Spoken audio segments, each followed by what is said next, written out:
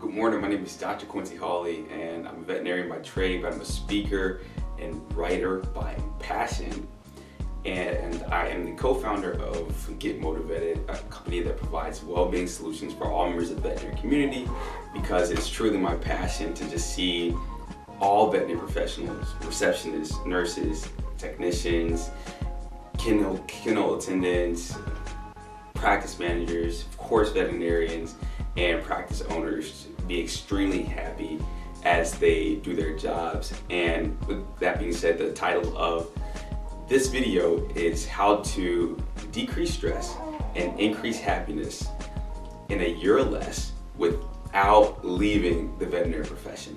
So I know there's a statistic out there that 41% of veterinarians would not recommend the veterinary profession to a friend or family member who was interested in going into the veterinary profession. And I completely understand, first and foremost. My story, and before I go there, I've got a very special guest I'm going to introduce you to before or the end of this video. It's actually 3 o'clock in the morning right now, and I'm wearing this t-shirt because this is what I slept in. I just woke up maybe 10-15 minutes ago. So I got sweatpants on, some Michael Jordan flip-flops that are about 5 years old, and this old A&T men's tennis shirt that I used to wear back in undergrad when I played tennis. But I just have a very special guest I'm going to introduce you to, so you don't want to miss it. Just hang around for that. But a little bit about me. My story is that I graduated from NC State's College of Veterinary Medicine. Great institution. I loved okay dude, if you're gonna be honest, be honest. I was gonna say I loved every day of it, but it's vet school, man. Like there were those days where it's just kind of like, this sucks. But the school itself is great, and I love NC State's institution. But with that being said, after I graduated from veterinary school, okay, so my guest wants to introduce herself right now. And since I'm shooting this video at 3 o'clock in the morning and being completely authentic, I don't want her to talk over me, so I'm just gonna bring in the special guest, okay? Okay, here's the special guest. This is Sky, I think she's about 6 months now, 6-month-old daughter, and she's going to be the special guest, so you don't have to stick around anymore. But with that being said, you play with these, and I'm gonna keep talking to the good people, okay? All right, excellent. But at any rate, after I graduated from veterinary school, I went into a really busy practice. I'm supposed to be seeing about 25 to 35 cases as a new grad, doing about maybe on the surgery days, like 10 to 15 anesthetic procedures. And I think I was handling it pretty well in terms of actually getting the job done. So I wasn't killing things. I probably made some mistakes here and there, I'm sure. And I believe within that first 30 days, I did an intestinal resection and anastomosis of 30 inches of intestine. And let me tell you, like, surgery is not my thing, but that dog actually lived. So it was completely like miraculous that I did that. And so I say all of that to say that I wasn't a bad veterinarian. I wasn't having a lot of mistakes and things like that were sort of stressing me out, but I was slowly being burned out, if you will. So I would stay at work maybe about an hour, sometimes an hour and a half afterwards, finishing up the medical notes after the hospital had already closed. And looking back on it, I'm so grateful for that experience of being at a really busy practice, because it's made everything else after that a little bit easier to deal with. But I didn't have any healthy coping mechanisms to deal with all that stress. And you know, my life at home wasn't awesome either, so my marriage wasn't doing that great at the time. And we were new. We got married, I think, a couple of weeks after graduating from veterinary school. We've been dating for 4 years, met in undergrad. But since I didn't have any healthy coping mechanisms, and one thing that I'm going to go over in this video are a few of the ways to cope with stress in a healthy way. But at any rate, I started drinking a lot. I would literally leave work, go to the first gas station on the way home.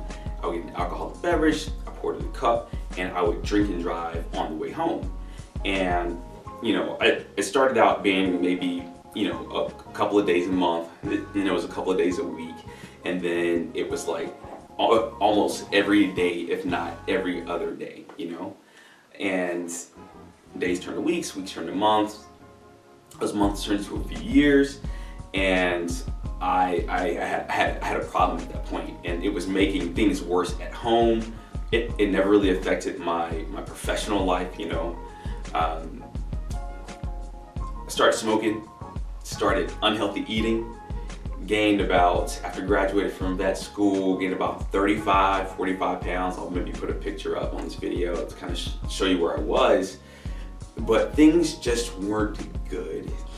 I didn't even know how bad it was. I didn't think that I was burnt out necessarily, but looking back, I was burnt out. And I even had some suicidal ideation. And what I mean by suicidal ideation isn't that I had a blueprint for committing suicide or anything like that. But you have these thoughts of, dang, is this it? Is this what life's really all about? And it was November 2016, the day after the presidential election. It had nothing to do with who was or wasn't elected, but something came over me. I was actually sitting at that desk right there, and I remember I was sitting up here. I had started listening to a little bit of motivational speaking, and something came over me that I was just like, dude, you're better than this, you're more than this. This is not good.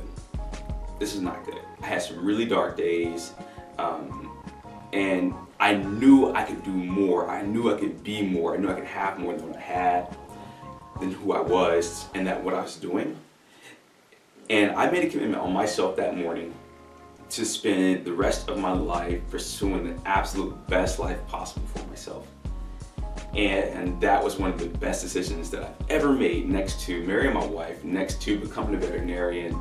That decision right there, that was the decision of my life, because everything completely changed.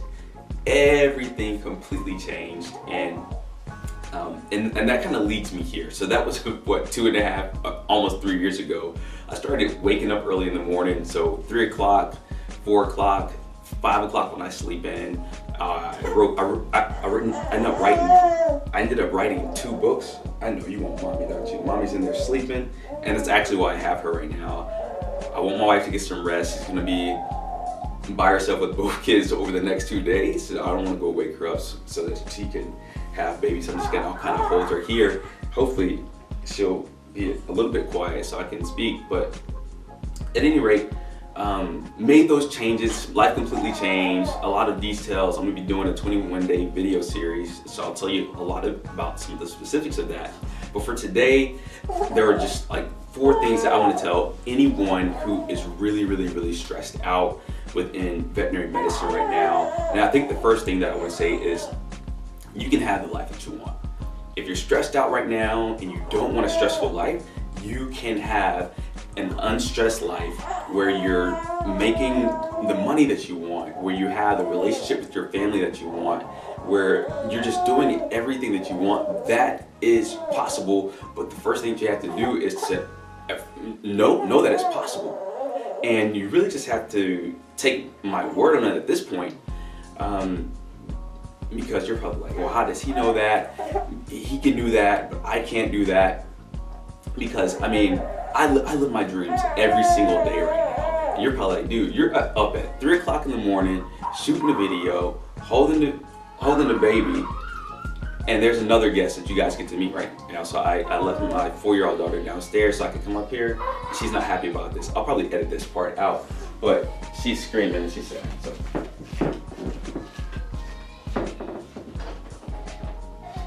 Baby, I'm up here.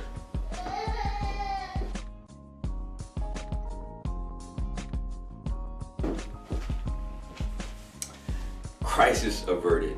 When your 4-year-old daughter wakes up in the middle of the night and you were in the bed with her and you're no longer sleeping in the bed next to her, she's probably gonna scream. What I was saying was, you can have the life that you want, you really can. But the first thing is you have to make that commitment, like right now, to say, I want a life of well-being. That's the first step. And I know that sounds like overly simplistic, and it kind of is, but I want a life of well-being. I want the best life possible for myself. You can define that a lot more specifically later on, but first thing, that's what I did at that desk, and I kid you not, that was the first step to me living the life of my dreams and complete happiness, where I haven't had a bad day in the last 2.5 years since November 2016. I've had some challenges, I've had a lot of obstacles, I've had a lot of failures and mistakes, but I have not had a bad day, and I'm going to teach you exactly how to do that as well. Okay, so that's the first thing, make that commitment. Second thing is you have to discover what that life actually looks like for yourself. This takes some time. It's not something you're gonna do overnight, in one day, in 1 week, and that's why I said how to decrease stress and increase happiness in a year or less. That's the time frame that it took me. And when I really look at a lot of people who are making change, once they get the mindset that's needed to make that change, they can really go ahead and do that. The third thing is, after you sort of discover exactly what it is that you want, you have to take massive action towards that. You have to pursue that. You have to go after it. Spend the rest of your life working towards whatever you mapped out for yourself, okay? And I know a lot of people, especially the veterinarians who are watching this video right now, if you're a veterinarian, this applies to you. Many of us are like, it was my dream to be a veterinarian. So how can I map out a life of my dreams if my dream was to be a veterinarian, sir? Right? And it was probably your childhood dream to be a veterinarian, first and foremost. And secondly, being a veterinarian is not specific, it's not detailed, it tells me nothing about the life that you want to live. It tells me about the title that you want, it tells me about the profession that you want to be in. It tells me that you're probably passionate about medicine and or hopefully both animals, right? But it doesn't tell me anything about the quality of life that you want to live. It doesn't tell me anything about your human experience. Veterinary experience is a very small part of your overall human experience. And so if your dream is to be a veterinarian, then there are a lot of things that are going to be left out and just not catered to, if you will. So my dream wasn't just to be a veterinarian. My dream was to be a dad, a husband, an entrepreneur, to be wealthy, to be healthy, and to have freedom of mind, freedom from disease, and freedom from, just freedom to do what I want to do when I want to do it. So that was kind of my dream. I've always wanted that sort of lifestyle, and I've created that for myself, which is awesome. And the second part of sort of mapping it out, or not mapping it out, but the second part of really going after that is going to be learning personal development and mindfulness. That's our mission at Get MotiVETed. So our purpose at Get MotiVETed is to literally make poor well-being a thing of the past for the veterinary profession, and to make true well-being, which is something that's deliberate and intentional, things for the way of the future. Like that's our purpose at Get MotiVETed. We don't want to see any veterinary professionals suffering from burnout and passion fatigue, any of those non-clinical mental afflictions. We don't want that. And I think I'm gonna, on our meeting today, we have meetings on Mondays, I think I'm gonna mention, like, maybe we should add, because it's been on my heart lately, with the suicides that have been happening, it's really been on my heart. Maybe we should make that a part of our mission to see, a year, 2 years, 3 years, 4 years, and eventually like a decade where there are no veterinary related suicides. Like, that would be so awesome, and I know it can be done. I really do know that can be done. It can be accomplished. There have been more complex things that have been accomplished in the past, like diseases that have been eradicated, that were like plaguing the earth, and so I think that in the small niche profession, we can make that happen, but it all starts with every individual's mindset, and then from there, like organizational leaders' mindset. But first and foremost, it starts with whoever you are, wherever you are watching this video, it starts with your mindset. You can change that. Like I can't tell you how to fix your boss. I can't tell you like what veterinary practice you should go to, but I can certainly assure you and help you like adjust your mindset and develop the mindset that you want to achieve the life that you want. And that I know with just 100% for sure, I'm positive, I'd have no doubt, I would bet all of my assets, all of my money, that you can change your mindset if you really want to. But so our mission, of course, is to increase the importance of personal development and mindfulness as they relate to well-being, your ability to live a completely fulfilled life for the rest of your living days, to make your worst days your best days, to make challenges growth opportunities. It starts with personal development and mindfulness. I'm not going to go into any detail on those, but I just kind of wanted to throw that out there. So if you don't have a mindfulness practice, and if you don't have a robust personal development routine and or plan, and if you're stressed, then I assure you that there is hope. There is hope. You just have to learn personal development. You just have to learn mindfulness. Those things aren't necessarily difficult to do, but they take a little bit of time, but they're super fun to learn and practice. And I'm gonna leave you with this. So the last tip that I have for you in this video, I wanted to keep this around 5 minutes, but it just didn't happen today. I apologize about that. Hopefully you're still sticking with me here. But the last thing I want to share with you as it relates to decreasing stress and increasing happiness in a year or less, and staying a veterinary professional, is that this is probably like the tip of my life that I've learned, the holy grail. And I think I got the concept originally from Anthony Robbins. He said that if you're expecting people to be a certain way, realize that they're not going to be. And if your happiness depends on people acting right and behaving correctly, then you're not going to be happy very much. And I bet you that if you're one of the individuals who are stressed, and we all encounter stress, we all encounter these stressful moments where it's just like, like we all encounter those moments, but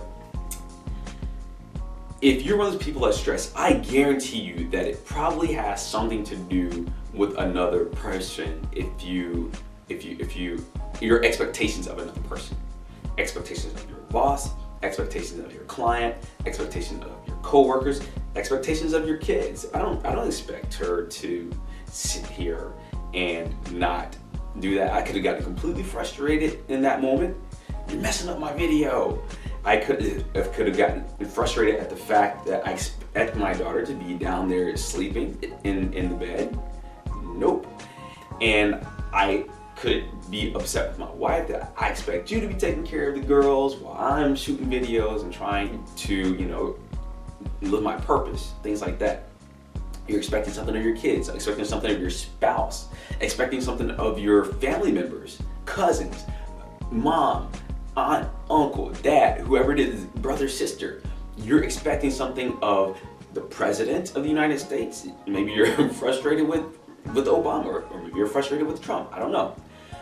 But when you're expecting people to be a certain way, and you're placing your happiness in their hands by expecting them to be a certain way, and putting your happiness on that, betting your happiness on those expectations, you're just not going to be happy very much.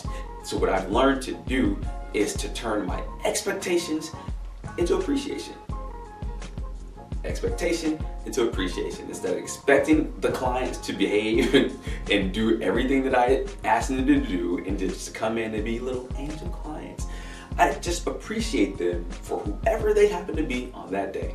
If it happens to be, a jerk, or if it happens to be, talky, or if it happens to be, ask a million questions, or it happens to be frustration that their pet's not getting better, I just appreciate that they're being who they are.